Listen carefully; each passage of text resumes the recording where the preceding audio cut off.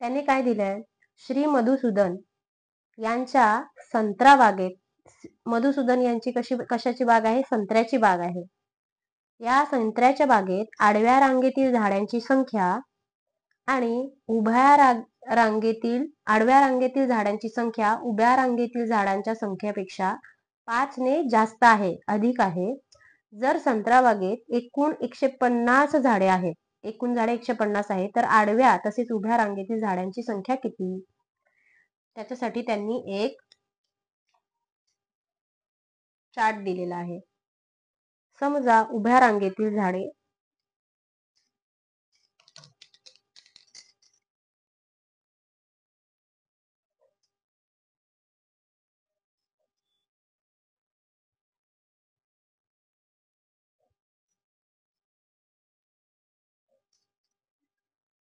X मानायला सांगितलंय.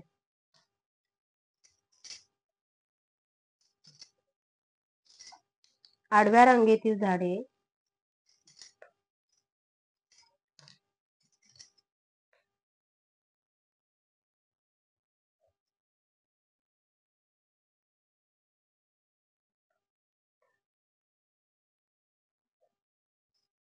बरोबर किती?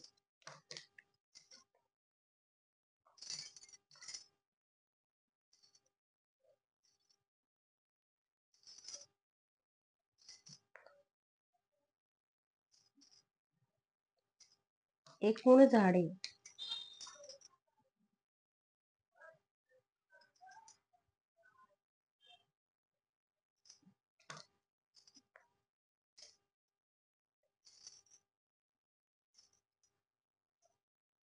वर्ग समीकरण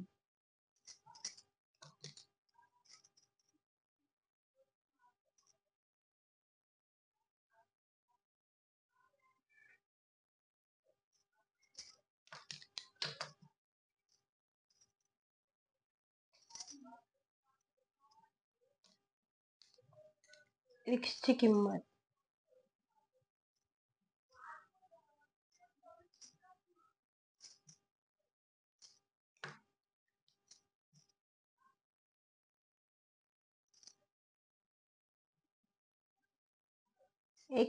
किंमत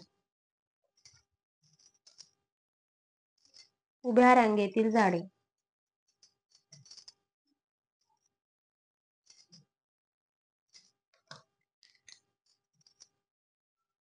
उभ्या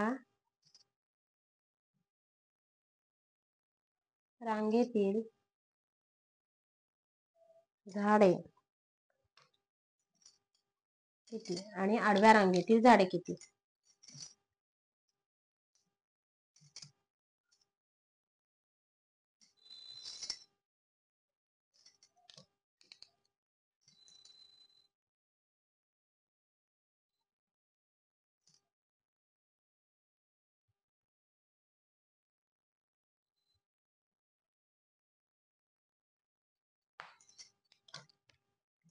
ठीक आहे, हा दिलेला आहे. याच्यामध्ये उत्तर भरायचे. त्यांनी काय दिलेले आहे? मधुसूदन यांची संत्र्याची बाग आहे, त्याच्यामध्ये उभ्या रांगेमध्ये आणि आडव्या रांगेमध्ये अशी झाडं लावलेली आहेत. त्यांनी दिलेले आहे आडव्या रांगेतील झाडांच्या संख्या, आडव्या रांगेतील झाडांची संख्या ही उभ्या रांगेतील झाडांच्या संख्येपेक्षा 5 ने अधिक आहे, 5 ने जास्त आहे. म्हणजे ती किती असेल? उभ्या रांगेमध्ये X असतील तर आडव्या रांगेत किती असतील? X अधिक 5, 5 ने जास्त आहे. ठीक आहे. जर संत्रा बागेत एकूण 150 झाडे किती आहेत? एकूण 150, म्हणजेच 150 झाडे आहेत. म्हणजेच काय आहे? उभ्या रांगेतील झाडे गुणिले आडव्या रांगेतील झाडे. ठीक आहे. तर आपल्याला आणखीन काय करायला सांगितलंय? एकूण झाडे 150, वर्ग समीकरण तयार करायला सांगितलंय. तोच तो वर्ग समीकरण आहे.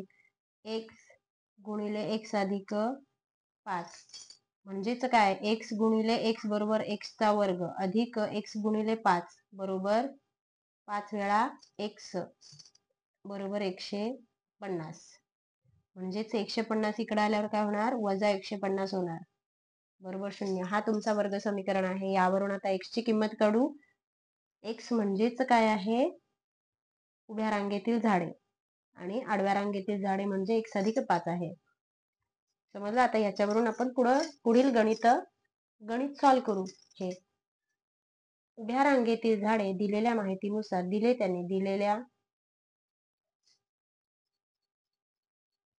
माहितीनुसार काय माहिती दिली? उभ्या रांगेतील झाडे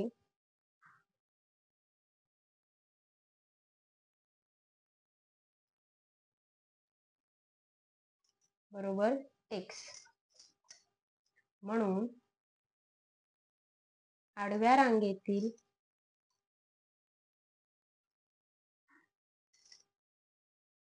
रांगेमध्ये किती झाडे येतील? x अधिक 5. एकूण झाडे बरोबर 150. म्हणून दिलेल्या अटीनुसार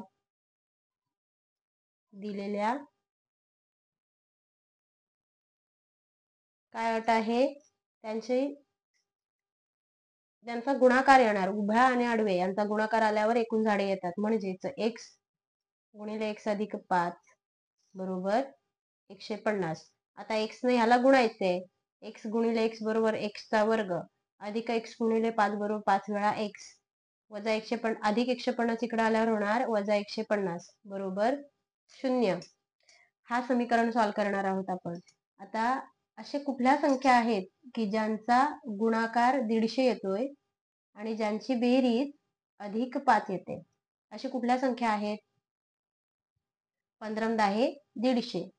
अधिक 5 येते म्हणजे मोठी संख्या अधिक असणार आहे आणि लहान संख्या वजा असणार आहे. ठीक आहे. मग इथं काय लिहिणार आहे मी? आपण काय लिहिणार आहोत? x वर्ग अधिक 15x वजा 10 वेळा x वजा 150 बरोबर 0. कॉमन काय आहे दोघांमध्ये? x. राहिलं कंसामध्ये x अधिक 15 वजा याच्यामध्ये कॉमन काय आहे? 10. कंसात काय राहणार? x वजा वजा वजा बाहेर आहे म्हणजे आतमधल्या संख्येचं चिन्ह चेंज होणार. अधिक 15 बरोबर 0. या दोघांमध्ये कॉमन काय आहे? x अधिक 15 हा कंस कॉमन आहे. x अधिक 15 दुसऱ्या कंसात x वजा 10 बरोबर 0. म्हणून आपण काय लिहू शकतो? x अधिक 15 बरोबर 0 किंवा x वजा 10 बरोबर 0. म्हणून अधिक 15 इकडे आल्यावर काय होणार? वजा 15 किंवा वजा 10 इकडे आल्यावर काय होणार? अधिक 10. आता ही काय आहे? झाडांची संख्या. उभ्या रांगेतील झाडे वजामध्ये नसतात, अधिक मध्ये असतात. म्हणून वजा 15 हे ग्राह्य धरले जाणार नाही. x बरोबर वजा 15 ही ग्राह्य धरली जाणार नाही. ग्राह्य धरली जाणार नाही. झाडे वजामध्ये नसतात म्हणून उभ्या रांगेतील झाडे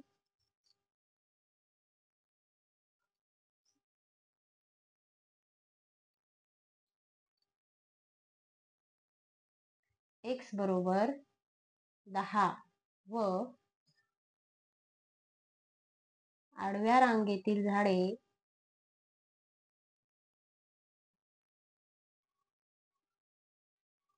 x अधिक 5 बरोबर किती येणार? 10 अधिक 5 बरोबर 15 आहेत. समजलं? मग इथं काय येईल? x ची किंमत बरोबर किती? 10. उभ्या रांगेतील झाडे किती येणार? 10 आणि आडव्या रांगेतील झाडे 15.